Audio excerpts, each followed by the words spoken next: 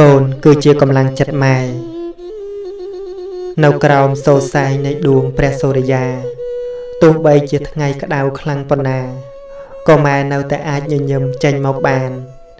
ដើម្បីកូនម៉ែមិនដែលរាថយនឹងការងារគ្រប់យ៉ាងឡើយកម្លាំងកាយរបស់ម៉ែខ្សោយមែនពិតតែម៉ែមានកម្លាំងចិត្តជួយជំរុញពីក្រោយធ្វើឲ្យម៉ែធ្វើដំណើរទៅមុខកម្លាំងចិត្តរបស់ម៉ែនោះគឺជាកូនគឺជាថ្នាំកម្លាំងដែលធ្វើឲ្យម៉ែមានកម្លាំងនិងពុះពៀធ្វើការងារមិនខ្លាចនឿយហត់ចំណូលជីវិតបោកបក់ស្ទើរតែទប់មិនឈ្នះតែម៉ែប្រឹងជំនះយកឈ្នះខ្យល់ព្យុះជីវិតនេះឲ្យបានដើម្បីត្រួសត្រាយផ្លូវឲ្យកូនដើរទៅរកអនាគតដែលភ្លឺចាំងចែងម៉ែអវិជ្ជាតែម៉ែមិនព្រមឲ្យកូនរបស់ម៉ែអវិជ្ជាដូចម៉ែឡើយម៉ែនឹងទាញកូនឲ្យផុតពីសោកនាដកម្មនៃជីវិតនៃភាពល្ងឹតល្ងងខ្លៅនេះទោះបីម៉ែត្រូវអាសាច់សម្រក់ឈាមក៏ម៉ែហ៊ានធ្វើដើម្បីកូនដែរម៉ែអាចស្លាប់បិទភ្នែកមិនចិត្តបើសិនជាម៉ែមិនទាន់ជួយកូនឲ្យបានឃើញកោះឃើញត្រើយជីវិតរបស់ម៉ែនឹងរស់គ្មានន័យបើសិនជាម៉ែរកសេចក្តីសុខប្រគល់ឲ្យកូនមិនបានប៉ុន្តែជីវិតម៉ែនឹងរីកស្រស់ដូចផ្កានៅពេលណាដែលឃើញកូនរបស់ម៉ែមានអនាគតភ្លឺស្វាងថ្ងៃក្តៅភ្លៀងផ្គររន្ទះខ្យល់ព្យុះមិនមែនជាឧបសគ្គសម្រាប់ម៉ែឡើយអ្វីដែលជាឧបសគ្គសម្រាប់ម៉ែគឺកូនដែលមិនយល់ចិត្តម៉ែកូនដែលមិនឃើញពីតម្លៃរបស់ម៉ែវាជាឧបសគ្គដែលធ្វើឲ្យម៉ែគ្មានកម្លាំងនឹងតតាំងទៅមុខទៀត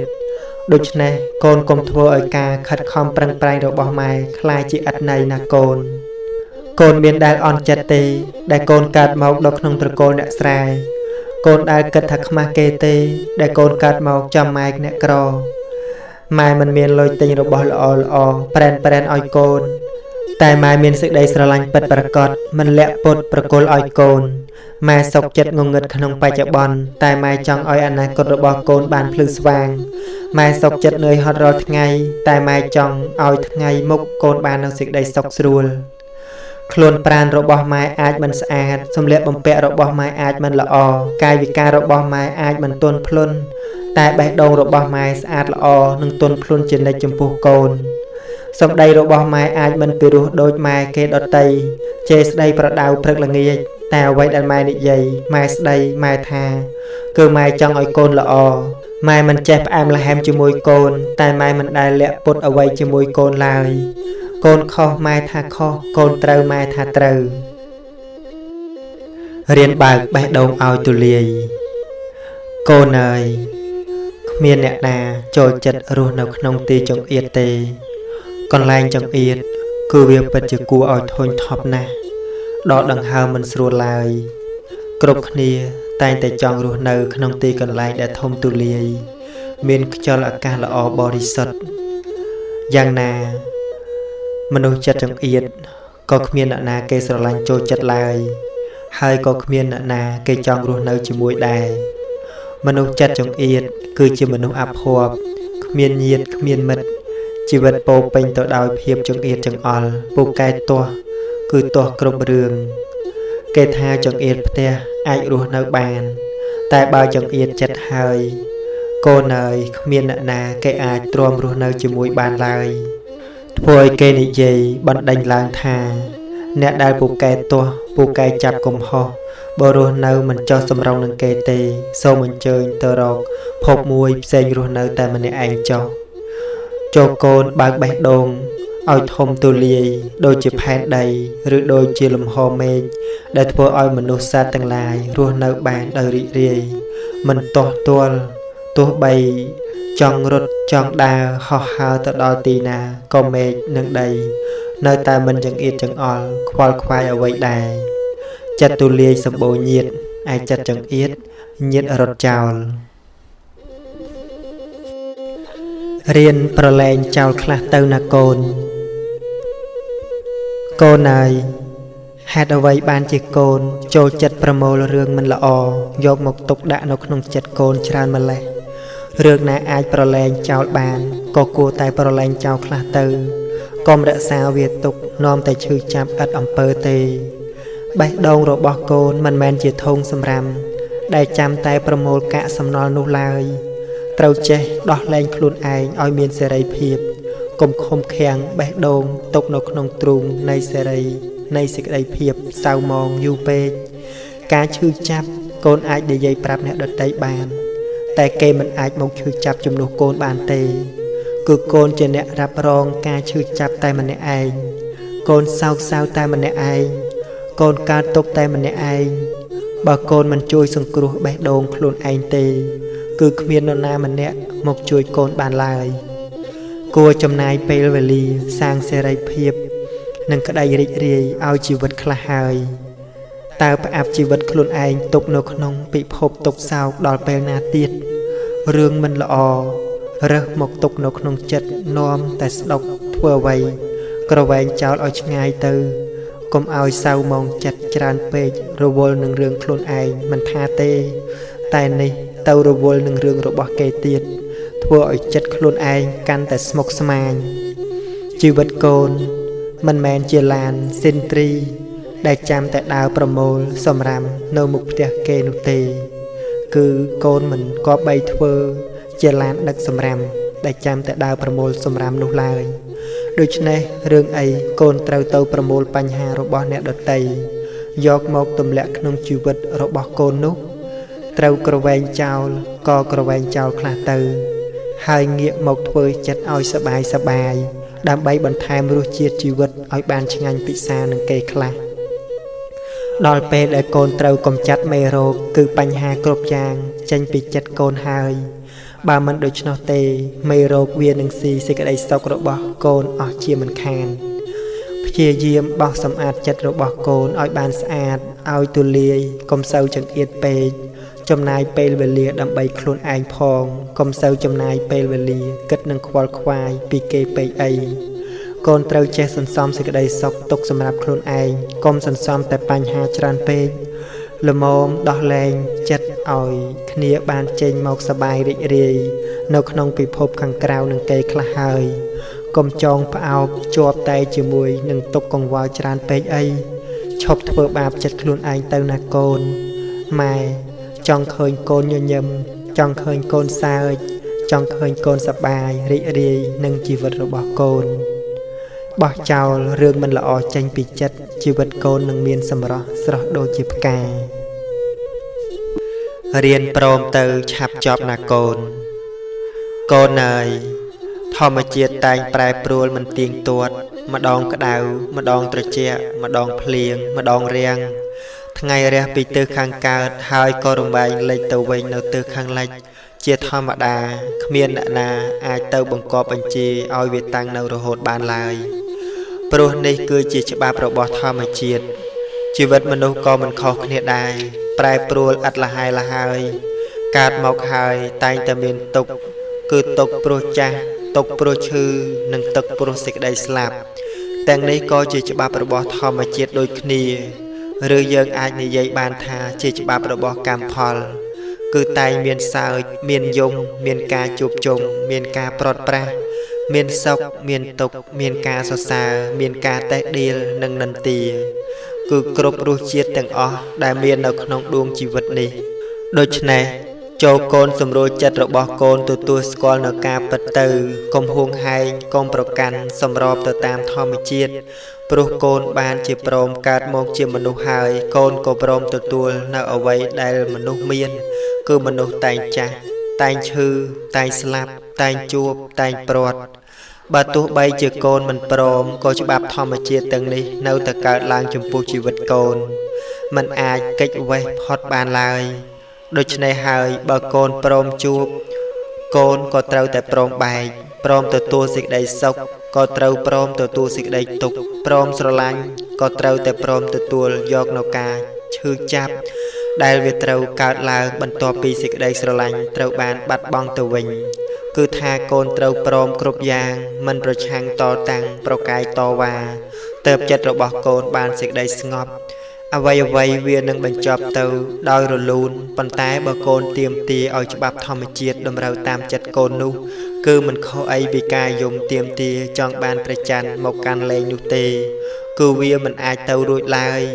ចូលកូនរីករាយរស់នៅជាមួយនឹងជីវិតដែលប្រព្រឹត្តទៅតាមធម្មជាតិហើយញញឹមទទួលយកការពិតនោះជីវិតរបស់កូននឹងមានពន្លឺរស្មីដោយព្រះច័ន្ទពេញបរមីក្នុងថ្ងៃ15កើតអញ្ចឹងឯងណាកូនធម្មជាតិលើលោកទុកសោកសៅយំសាយពេលជួបជុំយំពេលប្រត់ប្រាស់ស្រឡាញ់ប្រែស្អប់យប់ប្រែថ្ងៃរះផ្លាស់ប្ដូររហ័សច្បាស់ឥតសង្ស័យរៀនរស់ជាមួយនឹងខ្លួនឯងកូនណាយមនុស្សខ្លះដែលយើងមើលពីសម្បកក្រៅទៅឃើញថាហឺហាហឹកហាក់លយឆាយរីករាយសប្បាយក្អាកក្អាយណាស់តែតាមការពិតខាងក្នុងអាចកំពុងតែកើតទុក្ខសោកសៅមួម៉ៅក្តៅក្រហាយគ្មានសេចក្តីសុខសប្បាយក៏ថាបានអ្នកខ្លះលើផ្ទៃមុខកំពុងញញឹមប៉ុន្តែក្នុងចិត្តអាចកំពុងតែយំក៏មានកូនច្រើនតែកើតទុក្ខមិនសុខចិត្តនៅពេលដែលកូនយកជីវិតខ្លួនឯងទៅប្រៀបធៀបជាមួយនឹងជីវិតរបស់អ្នកដទៃដែលយើងមើលពីក្រៅទៅឃើញជីវិតគេហាក់បីដូចជាមានក្តីសុខច្រើនជាងកូនល្អប្រសើរជាងកូនហើយកូនក៏កើតទុក្ខអន់ចិត្តនឹងជីវិតខ្លួនឯងថាហេតុអ្វីបានជាមិនមានសេចក្តីសុខដូចគេមិនល្អដូចគេពេលខ្លះកូនអាចនឹងស្អប់ខ្លួនឯងឬមិនពេញចិត្តនឹងអ្វីដែលខ្លួនឯងមានព្រោះតែការប្រៀបធៀបជាមួយអ្នកដទៃប៉ុន្តែនៅពេលដែលកូនដឹងរឿងពិតនៃជីវិតរបស់អ្នកនោះទើបកូនដឹងថាជីវិតកូនគឺមានសំណាងជាងល្អជាងមានសេចក្តីសុខច្រើនជាងដូច្នេះកូនត្រូវចេះរីករាយរស់នៅជាមួយនឹងខ្លួនឯងរស់នៅជាមួយនឹងអ្វីដែលខ្លួនឯងមាននិងរៀនទទួលយកអ្វីដែលជារបស់ខ្លួនឯងកុំយកជីវិតខ្លួនឯងទៅប្រៀបជាមួយអ្នកដទៃត្រូវមានសេចក្តីសុខនឹងអ្វីដែលខ្លួនឯងមានចេះល្មមចេះព្រមចេះគ្រប់ចេះគ្រាន់ជីវិតនឹងមានតែសេចក្តីសុខហើយត្រូវលើកទឹកចិត្តខ្លួនឯងថាគ្មានអ្នកណាល្អជាងខ្លួនឯងឡើយចេះល្មមនឹងអ្វីដែលខ្លួនឯងមានមិនច្រណែនឈ្នានីសអ្នកដទៃជីវិតនឹងមានក្តីសុខកូនត្រូវរៀនរស់ដោយមាននូវគុណធម៌កូនហើយជីវិតនេះប្រៀបឲ្យដូចជាល្បែងដែលលេងមិនដែលឈ្នះគ្រប់គ្នាដែលចូលលេងល្បែងជីវិតគឺត្រូវតែចាញ់គឺចាញ់រហូតដល់ទីបញ្ចប់ចាញ់គ្មានសល់អ្វីទាំងអស់ចាញ់ទាល់តែអស់មនុស្សដែលកូនស្រឡាញ់អស់ទ្រព្យសម្បត្តិគ្រប់យ៉ាងដែលកូនខំប្រឹងរកចាញ់រហូតដល់អស់ទាំងខ្លួនកូនទៀតផងបើកូនព្រមចាញ់ដោយស្រួលកូននឹងមិនសូវមានទុក្ខតែបើរឹងទៅតឹងមិនព្រមចាញ់សេចក្តីទុក្ខនឹងកើតមានកាន់តែច្រើនដល់កូនមិនខានព្រមចាញ់ហ្គេមក៏ព្រមចប់បើគង់តែចាញ់ដដែលកូនគួរតែរស់នៅដោយគុណធម៌ព្រោះគុណធម៌នេះគឺពិតជាសំខាន់ណាស់សម្រាប់ជីវិតមនុស្សកូនបើកូនមានគុណធម៌ការរស់នៅរបស់កូនក៏មានគុណតម្លៃហើយជីវិតរបស់កូននឹងមានគុណភាពល្អចិត្តរបស់កូននឹងមានសម្រស់កេរ្តិ៍ឈ្មោះរបស់កូននឹងមានក្លិនក្រអូបការរស់នៅរបស់កូនក៏នឹងមិនចង្អៀតផែនដីដូច្នេះហើយទើបកូនរបស់ម៉ែចាំបាច់ត្រូវតែរស់នៅដោយគុណធម៌គឺរស់នៅដោយសេចក្តីល្អរស់នៅដោយមានមេត្តាការស្រឡាញ់អាណិតស្រណោះសន្តោសប្រោសប្រណីចំពោះមនុស្សសត្វដែលរស់នៅលើផែនដីនេះជាមួយនឹងកូនកូនត្រូវដឹងថាសម្ពុតខោអាវនិងគ្រឿងអលង្ការគ្រប់យ៉ាងលម្អបានតែរូបរាងកាយខាងក្រៅតែប៉ុណ្ណោះឯសម្រស់របស់គុណធម៌ឯនោះតែតើទៅលម្អរូបកាយនិងទាំងដួងចិត្តរបស់កូនគុណធម៌គឺជាគ្រឿងលម្អជីវិតដ៏សំខាន់បំផុតដែលកូនចាំបាច់ត្រូវតែមានដើម្បីឲ្យជីវិតរបស់កូនមានសោភ័ណភាពល្អស្រស់ត្រកាលសម្ពុតខោអាវលម្អផ្លូវកាយគុណធម៌ទាំងឡាយលម្អផ្លូវចិត្តចំណេះវិជ្ជាលម្អជីវិតមេរយាទនោះពិតលម្អត្រកូលសូមកូនម៉ែរៀនរស់តាមផ្កាឈូកកូនអើយផ្កាឈូកជាផ្កាដែលអ្នកផងចូលចិត្តថ្មីត្បិតតែផ្កាឈូកដោះចេញពីភក់ក៏ពិតមែនតែវាអាចធ្វើឲ្យមនុស្សទាំងឡាយត្រូវការវាដើម្បីយកបូជាព្រះនិងតុបតែងលម្អទីកន្លែងសក្ការៈផ្សេងដូច្នេះកូនត្រូវរៀនធ្វើខ្លួនឲ្យដូចជាផ្កាឈូកជាទីត្រូវការនៃជនទាំងឡាយធ្វើខ្លួនឲ្យមានតម្លៃ côn cầm bó bong khuôn anh pro tại kê mình ỏi đầm lầy tu bay kê mình ỏi đầm lầy có đầm lầy rồi bỏ côn nơi ta miên chiến nịch cứ côn miên xích đây thay thô ca chụp tu bay trâu sát để rồi nấuក្នុងទឹកព្យាយាមចឹកស៊ីត្រួយខ្ចីរបស់វាយ៉ាងណាក៏ដោយក៏ផ្កាឈូកនៅតែប្រឹងប្រែងលូតលាស់ដោះចេញមករហូតផុតពីទឹកយ៉ាងរឹងមាំបញ្ចេញនៅសម្រស់ដ៏តាក់ទាញសម្រាប់មនុស្សទាំងឡាយចំណែកកូនក៏ដូចគ្នាកូនកុំក្តិចត្រួយខ្លួនឯងព្រោះតែអ្នកដតីមានបញ្ហាអ្វីក៏ដោយកូនត្រូវតែរឹងមាំប្រឹងប្រែងលូតលាស់តទៅមុខទៀតកូនត្រូវចាំថាកូនមានពុកមានម៉ែចាំផ្ដល់កម្លាំងចិត្តឲ្យកូនគ្រប់ពេលវេលាកូនកុំព្រោះតែមនុស្សម្នាក់ដែលកូនស្រឡាញ់កូនសុខចិត្តកើតទុក្ខក្រំគ្រាវេទនាចិត្តតែកូនបែរជាបណ្ដោយឲ្យបាត់បង់ឱកាសដែលកូនត្រូវបានសុខជាមួយនឹងមនុស្សដែលស្រឡាញ់កូនយ៉ាងច្រើនមានឪពុកម្ដាយរបស់កូនប្អូនជាដើមទៅវិញបើកូនព្រមស្លាប់ដោយការធ្វើអត្តឃាតដើម្បីមនុស្សដែលមិនស្រឡាញ់កូនតើគួរក៏បីនឹងឪពុកម្ដាយដែលខំបែកបាច់ថែរក្សាកូនចិញ្ចឹមកូនតាំងពីតូចដល់ធំទាំងដែលកូនមិនទាន់បានតបស្នងសងគុណគាត់ផងនោះដែរឬទេតើការស្លាប់របស់កូនមានតម្លៃដែរឬទេកុំព្រោះតែមនុស្សម្នាក់ដែលមិនស្រឡាញ់កូនកូនសុខចិត្តបោះបង់មនុស្សរាប់សិបនាក់ដែលស្រឡាញ់កូននោះទោះបីអត់ពីមនុស្សម្នាក់នោះក៏កូននៅតែមានខ្យល់អាកាសដកដង្ហើមរឿងអីកូនសុខចិត្តឈប់ដកដង្ហើមព្រោះតែមនុស្សម្នាក់នោះទៅវិញផ្ដើមជីវិតថ្មីជាមួយនឹងអ្វីដែលថ្មីដែលល្អនឹងរស់នៅបន្តឲ្យមានក្តីសុខជាមួយនឹងមនុស្សដែលស្រឡាញ់កូនកុំកោះរំលើងសេចក្តីសុខខ្លួនឯងព្រោះតែមនុស្សដែលធ្វើឲ្យកូនឈឺចាប់ហើយក៏កុំកប់ខ្លួនឯងក្នុងអតីតកាលដ៏អាក្រក់ទៅទៀតអីងើបឡើងណាកូនហើយលុបមុខឲ្យជ្រះទឹកភ្នែកតែងខ្លួនឲ្យស្អាតរួចឆ្លោះកញ្ចក់មើលមុខខ្លួនឯងបន្ទាប់មកសួរខ្លួនឯងថាតើអញត្រូវល្ងងដល់ពេលណាទៀតហេតុអ្វីបានជាត្រូវឈឺចាប់សម្រក់ទឹកភ្នែកព្រោះតែមនុស្សម្នាក់ដែលមិនជាប់សាច់ជាប់ឈាមអីបន្តិចតតែសោះអញ្ចឹងប្រយោជន៍អីដែលអញត្រូវមកឈឺចាប់ដោយសារអ្នកដតីអញត្រូវទៅរស់នៅដើម្បីមនុស្សដែលស្រឡាញ់អញតទៅទៀតកូនត្រូវចាំថាដរាបណាជីវិតរបស់កូននៅមានដង្ហើមដកកូននៅតែមានសង្ឃឹមដូច្នេះកូនត្រូវព្យាយាមញញឹមដើម្បីលើកទឹកចិត្តខ្លួនឯងណាកូនការដើមផ្កាឈូកនៅក្នុងភក់ធំក្លិនអាក្រក់គឺមិនល្អតែឈូកប្រឹងដោះទាំងត្រដោលូតលាស់បានល្អគួរអស្ចារ្យរៀនលើកលែងទោសកូនហើយកូនត្រូវរៀនបើកចិត្តឲ្យធំទូលាយដូចជាមហាសមុទ្រកុំរស់នៅដោយភាពចង្អៀតចង្អល់ព្រោះផែនដីនេះមិនមែនមានតែកូនម្នាក់ឯងទេគឺមានមនុស្សច្រើនណាស់ដែលរស់នៅលើផែនដីនេះជាមួយនឹងកូនបើកូនរវល់តែប្រកាន់អ្នកនេះប្រកាន់អ្នកនោះមិនពេញចិត្តអ្នកនេះមិនពេញចិត្តអ្នកនោះស្អប់អ្នកនេះស្អប់អ្នកនោះច្រណែនអ្នកនេះច្រណែនអ្នកនោះទៅនឹងអ្នកនេះទៅនឹងអ្នកនោះ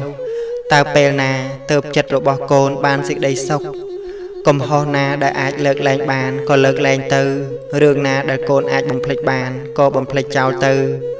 ទុកនៅក្នុងចិត្តនាំតែស្ដុកធ្វើអ្វីចូលកូនហ្វឹកហាត់ចិត្តខ្លួនឯងឲ្យចេះត្រេកអរជាមួយនឹងអ្នកដតីដែលគេមានសេចក្តីសុខហើយចេះអាណិតអាសូរដល់អ្នកដតីពេលដែលអ្នកដតីមានសេចក្តីទុក្ខកុំច្រណែនពេលគេបានសុខឬគេបានល្អជាងយើងកុំពួនពេបមាត់ពេបកត្រេកអរពេលគេមានទុក្ខចិត្តកូននឹងបានសុខហើយថែមទាំងមិនមានពាវេរាទៀតផងកូនត្រូវរៀនឲ្យអភ័យឲ្យក្តីមេត្តាឲ្យការអនុគ្រោះឲ្យការសន្តោសប្រោសប្រណីឲ្យសេចក្តីអាណិតស្រឡាញ់មិនចង់ឈ្នះចាញ់អ្នកណារស់នៅដោយចិត្តមេត្តាចេះលើកលែងទោសកំហុសចំពោះអ្នកដែលធ្លាប់ធ្វើខុស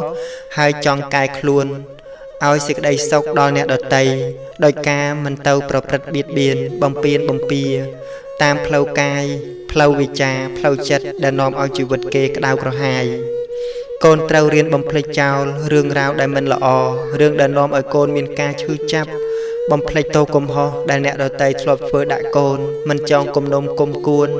ចងអាឃាតព្យាបាទដែលជាហេតុនាំឲ្យមានពាវេរានឹងគ្នាមិនចេះចប់ បើក្នុងចិត្តរបស់កូនមិនស្ងប់រវល់តែគុំគួនអ្នកនេះរវល់តែគុំគួនអ្នកនោះជីវិតរបស់កូនប្រកាសជារស់នៅគ្មានក្តីសុខឡើយភ្លើងគំនុំនឹងដុតចិត្តកូនឲ្យក្តៅក្រហល់ក្រហាយគ្រប់ពេលវេលាដូច្នេះការដែលចេះឲ្យអភ័យទោសដល់នរណាម្នាក់នោះអ្នកដែលកូនលើកលែងទោសឲ្យក៏បានសុខហើយចិត្តខ្លួនកូននឹងក៏បានសុខព្រោះគ្មានគំនុំនៅក្នុងចិត្តសន្តិភាពពិតប្រាកដនឹងកើតឡើងនៅក្នុងជីវិតរបស់កូនហើយកូននឹងក្លាយជាមនុស្សដែលមានអ្នកដទៃស្រឡាញ់ចូលចិត្តអាណិតមេត្តាដោយដែលកូនមានការអាណិតស្រឡាញ់និងមានសេចក្តីមេត្តាអ្នកដទៃនោះអញ្ចឹងដែរកូនដាំពូជបែបណាកូនរមែងបានផ្លែផ្កាបែបនោះបើកូនជេរគេនឹងជេរកូនវិញបើកូនវាយគេនឹងវាយកូនវិញបើកូនស្អប់គេនឹងចងគំនុំគុំគួននឹងគេនឹងស្អប់កូននឹងចងគំនុំគុំគួននឹងកូនវិញដូចគ្នាតែបើកូនញញឹមដាក់គេនឹងញញឹមដាក់កូនបើកូនធ្វើល្អដាក់គេក៏នឹងធ្វើល្អដាក់កូនវិញពិតជាមិនខានដូច្នេះកូនត្រូវរៀនបណ្ដោះពូជមេត្តាបណ្ដោះចិត្តករុណានិងបណ្ដោះសេចក្តីស្រឡាញ់ចំពោះអ្នកដទៃ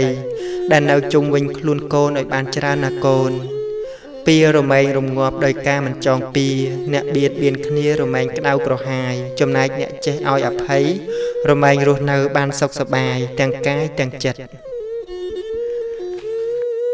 ល្មមហត់នឿយហើយកូនជាទីស្រឡាញ់កូនមានអាណិតខ្លួនឯងទេរាល់ថ្ងៃនេះព្រោះម៉ែឃើញកូនរវល់តែតាមយកចិត្តយកថ្លើមគេរវល់តែធ្វើតម្រូវតាមចិត្តគេមិនបានមើលថែចិត្តខ្លួនឯងដោយសារតែពាក្យថាខ្លាចចិត្តគេខ្លាចគេមិនពេញចិត្តខ្លាចគេទាស់ចិត្តខ្លាចគេមិនត្រូវចិត្តទើបកូនសុកចិត្តធ្វើបាបខ្លួនឯងរហូតឥតស្រាកស្រានកូនអើយល្មមភ្ញាក់ខ្លួនហើយកុំខ្វល់តែពីតម្រូវចិត្តគេច្រើនពេកកូនមិនចេះនឿយហត់ទេអីហេតុអ្វីបានជាមិនធ្វើដើម្បីតម្រូវបេះដូងខ្លួនឯងបេះដូងរបស់កូនក៏ទាមទារការមើលថែនិងការយកចិត្តទុកដាក់ពីកូនផងដែរមិនក៏កូនទុកបេះដូងខ្លួនឯងចោលមិនមានការអើពើខ្វល់ខ្វាយបែរជារវល់រត់ទៅខ្វល់តែរឿងបេះដូងគេទៅវិញល្មមនឿយហត់ខ្លះហើយណាកូនសូមធ្វើតម្រូវតាមបេះដូងរបស់កូនត្រូវការឲ្យតែគិតថាទង្វើនោះជាទង្វើល្អជាទង្វើដែលនាំឲ្យចិត្តកូនសប្បាយរីករាយជាការងារដែលមានប្រយោជន៍សម្រាប់ខ្លួនឯងមិនប៉ះពាល់ដល់ប្រយោជន៍របស់ជនដទៃនិងមិនប៉ះពាល់ដល់សង្គមជាតិកូនធ្វើទៅកុំខ្វល់រឿងគេពេញចិត្តឬមិនពេញចិត្តរឿងគេថារឿងគេនិយាយមិនល្អធម្មតាចិត្តមនុស្សមួយនគរវាមិនដូចគ្នាទាំងអស់ទេកូនតែមានអ្នកពេញចិត្តនិងអ្នកមិនពេញចិត្តអញ្ចឹងឯងសំខាន់គឺចិត្តរបស់កូនខ្លួនឯងពេញចិត្តនឹងអ្វីដែលខ្លួនឯងធ្វើទៅបានហើយបើកូនរវល់តែរត់តម្រូវចិត្តមនុស្សគ្រប់តែគ្នាច្បាស់ជាហត់ស្លាប់មិនខានទេណាកូនមិនហត់ទេអីបុតថ្លៃមាសម្ដាយកុំសូវចំណាយពេលលើគេពេករវល់តាមចិត្តគេមិនបានដេកគួរតែរំលែកពេលថែខ្លួនឯង